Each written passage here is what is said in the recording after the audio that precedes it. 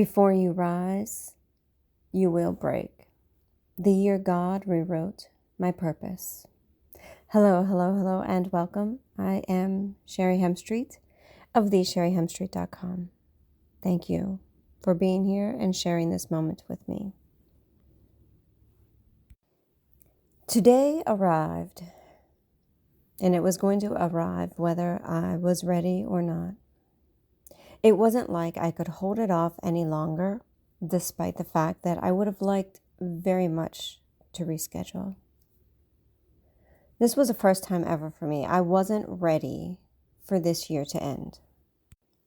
There were more things on my schedule for the year, and typically I am ready and waiting for the new year to rush in, swoop in, and take over. Wipe the slate clean. But not this year. This was a year of being in the liminal space personally. It was hard and easy in so many different ways. Being a 4/6, I am off the roof. And right there with everyone, I can feel it palpably. It's entirely different. Different feeling, different energy, different perspective, different being. I could feel the change coming in before the mile marker even arrived, before I even fully came down from the roof. I knew it was coming. I knew it was unavoidable, and it felt so strange. Energy is peculiar that way, the way you can't describe a lived, embodied experience to someone and understand they won't get it the same. They can't. They intellectualize it, conceptualize it.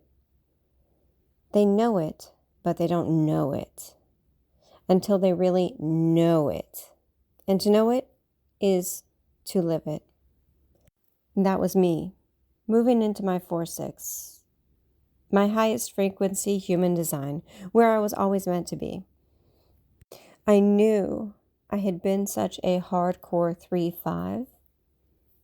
If you know, you fully understand that. I was the experiment after the experiment after the experiment. I was my own guinea pig. I was my own test subject. I bore the brunt of going first, always. I was lucky in that I always had direct and personal guidance from Creator throughout my life. I was lucky that I had always turned inward and tuned into myself. I was lucky that I was more self-sourced than not. And yet, none of that helped me the last few years. The internal shifts it took to get here, the emergence of shedding one skin to allow another to be revealed, the willingness to let go of all I had been for who I am here to be. It was always becoming for me, everything. Growth doesn't happen in pleasure. It's the reward. Pleasure is the reward. Growth happens in pain. I started the year with one point of growth. It was personal and had nothing to do with my business, but it was a bridge to my business. It was the focus of my entire year. I didn't hit the goal. Now, for some, that will translate as bad. Catastrophic even. What am I doing? Not hitting a goal after an entire year is bad for them. For others, it's interpreted as, it's a new year, give it another go. Maybe this year will be our year. We've got to be closer to the goal now. And still, some just accept that that is how it is. There was nothing in reality to resist, nothing in reality to resist at all. And the truth is, these will be in force until they are in power. Each of those descriptions, each of those persons that are having those thoughts, They will be in force until they are in power, in deep surrender to the truth, their truth. And then there is nothing in reality to resist. I would like to say that I'm the latter, with nothing to resist, accepting this is how it is. I would like to accept that because I am. But that seems like it betrays a small part of me, the version of me that was a control freak, the version of me that had to have things the way she had to have them. There was no other possibility. That version was obsessive about goals and achievement. The version of me that only knew how to push, force, and do more, even when doing more was doing more of what already wasn't working and never would. They are both wonderful experiences, control and surrender, like the transcendental experience God brought me through just recently in November, of moving consciousness without psychedelics. Thank you. That was the most powerful and crazy experience despite all of the psychedelics I have done. Moving consciousness is the most extraordinary and powerful thing that God has brought me through. And none of the psychedelics I have done even come close. In fact, it makes the psychedelics and that experience, the one that everyone is chasing with ayahuasca and mushrooms, it makes them look like a poor imitation, like a bad dupe of a high-end bag. In theory, it looks the same to a degree. It can be recognized, understood.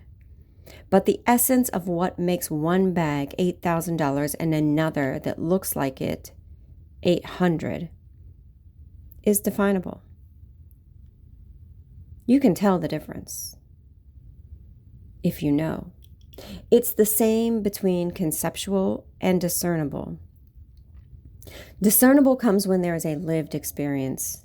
Conceptual is a canvas of the mind, the imagination. Not accurate, not correct, but surely one could pass it off. And that is a lot of what I see in the spiritual space, and I know because I lived it. This year closed the door on anything that was not experienced, lived, embodied for me. I no longer got a pass to be the way I had been, to conceptualize things, to know things, to understand things without knowing the depth of truth and lived experience. This year turned up the volume on my truth, my power, and my presence. I had to face the future, my calling and my purpose, and I had to make decisions, tough decisions.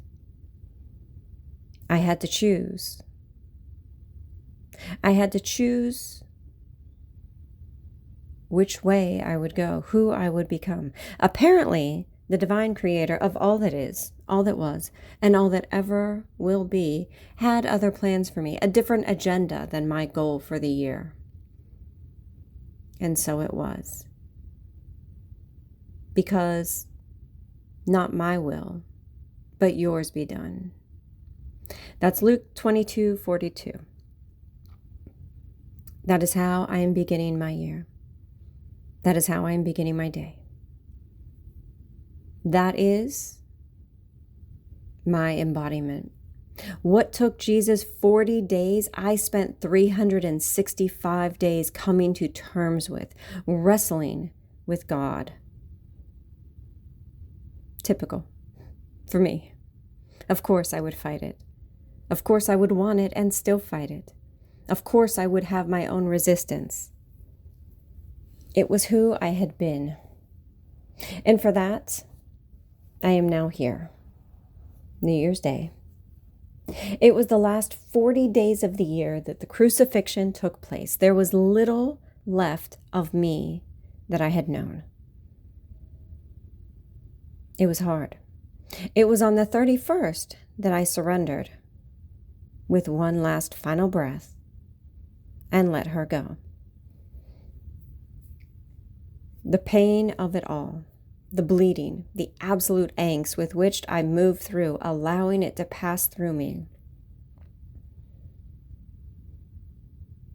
I don't know if I could live that again. I don't know if I could make it through that again. And yet, it wasn't the hardest thing I had ever been through. But it was. And for some, it's only understood when you go through that. I moved through the entire transformation, painfully, bloodily, excruciatingly. I was torn to bits, torn to shreds, feeling each tear internally in the fibers of my being, through my soul, in my physical body. And of course, again, I rise. And so will you. It's promised. It's the path. It's the path for everyone. You will rise.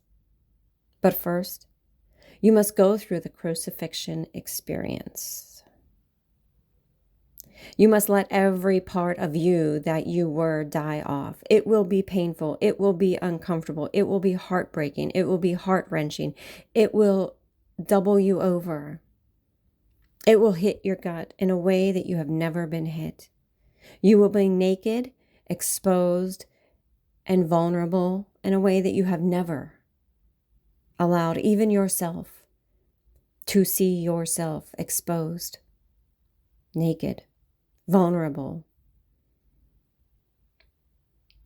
It's the Garden of Eden when you know. You now know that you are naked. You now know that you are exposed.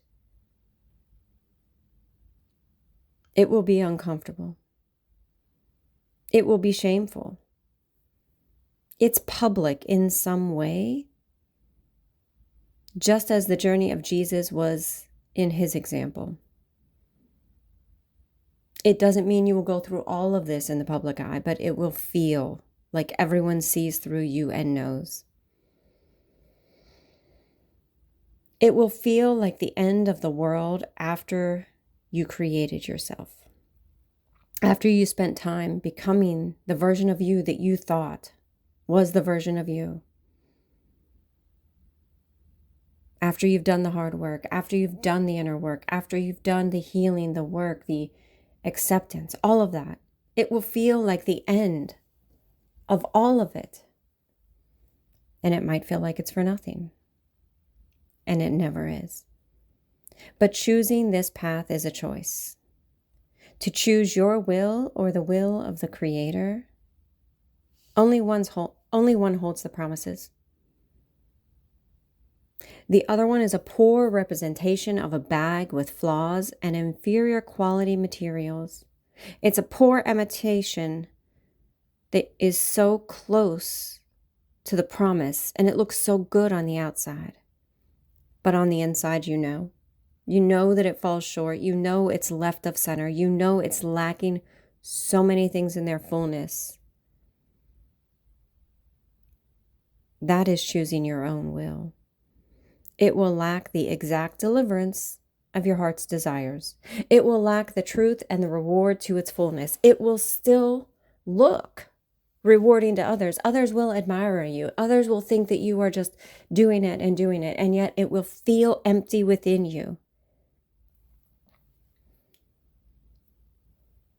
It will hold the feeling of admiration, of reward to others, but not to you. There will be praise, admiration. There will be whatever you require to have as your reward, your trophy of achievement.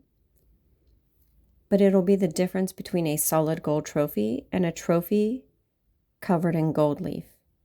You will always know the difference. The stamp will always be visible to you.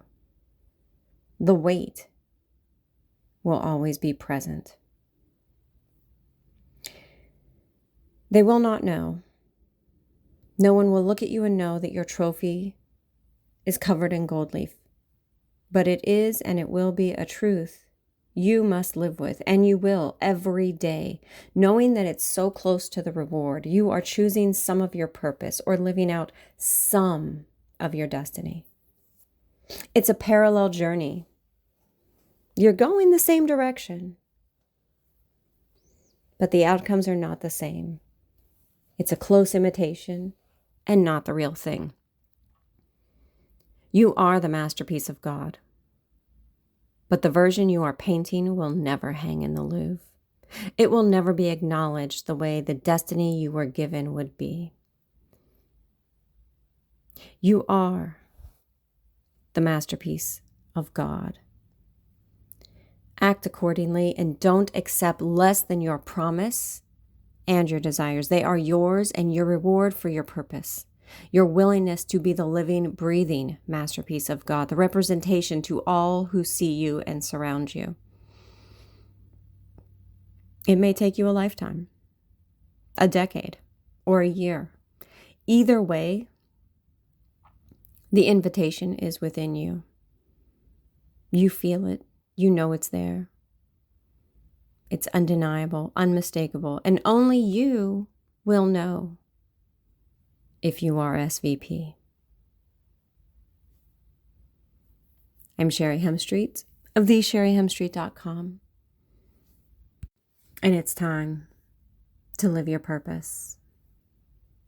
It's time to understand that you are the masterpiece of God.